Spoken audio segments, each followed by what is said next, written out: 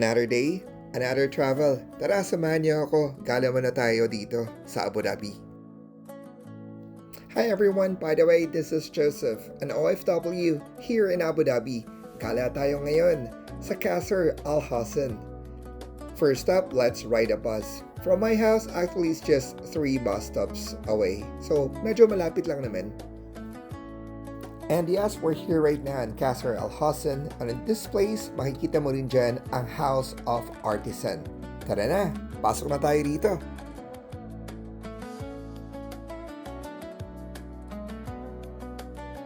First thing, let's buy a ticket. The ticket costs around 30 dirhams. Once you buy the ticket, tara na, pasok na tayo sa Qasr Al Hassan.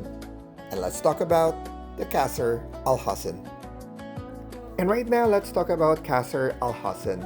Ang Qasr Al Hassan, ito ang pinakamatandang gusaling bato dito sa Abu Dhabi, or if I'm not mistaken, ito ang pinakauna gusali sa Abu Dhabi at ang simbolo na pinagmulan ng lungsod.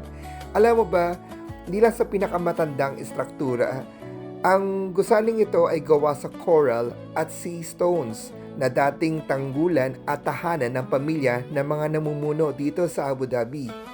By the way, ang Qasr Al Hassan, ang ibig sabihin ng Qasr ay palasyo at ang Hassan ay kuta.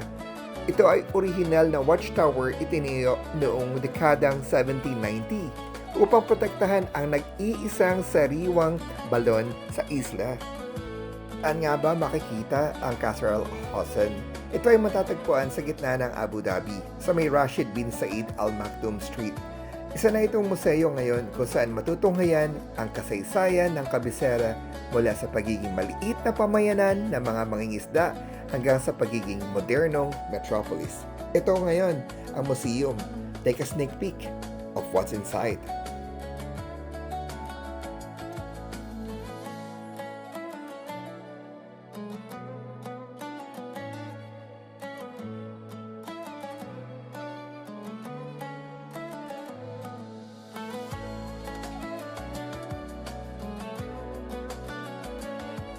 Yes, kung ikaw ay isang OFW rin dito sa Abu Dhabi, I highly suggest, puntahan mo rin ito.